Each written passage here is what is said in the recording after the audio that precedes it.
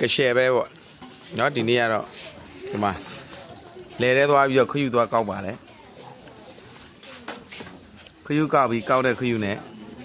နော်သားတွေသမီးတွေကျွေးပါတယ်ဒါဘယ်ရဒီခယူဘယ်ရပြောဘယ်ရလဲခွင်းရ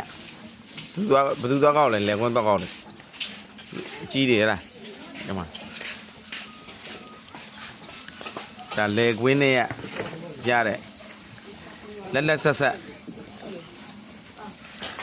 ဘိုးထဲမှာတော့လဲရှိသေးရဲ့ဟဲ့လားခယူရအောင်လေ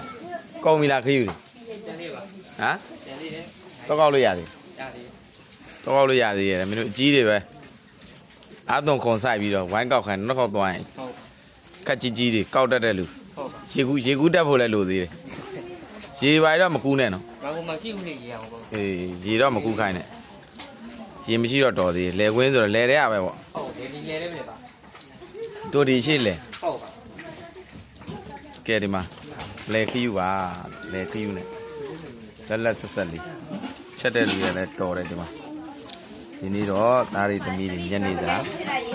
လဲခယူလေးနဲ့စားကြပါတယ်လို့ရလိုအပ်တဲ့နေရာလေးပါလို့ဒီလိုပဲတနေ့စင်ပြေသလိုရုံးကန်နေကြရတဲ့နေရာလေးဖြစ်ပါတယ်ဒါကနဖော့လားမသိဟဲ့လားကနဖော့ကလည်းပေါ်ပါတယ်ဒီမှာလဲတဲ့သွားခုယုံမယ်ကနဖော့နဲ့ဒီမှာစီပြန်လေးလက်ခယူစီပြန်လေးနဲ့ပါလက်ခယူစီပြန်လေးနဲ့ဟိုဟာတို့လည်းစားတယ်ဟိုဟာတို့ဖွဲ့တယ်လေသူ့မိမစားတယ်တဲ့လားကိုမင်းထိုင်မိမတယ်သူတို့လူကြီးတော့ခယူရအားလုံးစားဖို့ကိုလုံးသားဟုတ်ပြီအားလုံးအေးချမ်းကြပါစေလို့ဒီ post လေးမြင်လဲ share ပေးကြပါအလူရှင်တွေနေပါတဲ့နေရာလေးဖြစ်ပါတယ်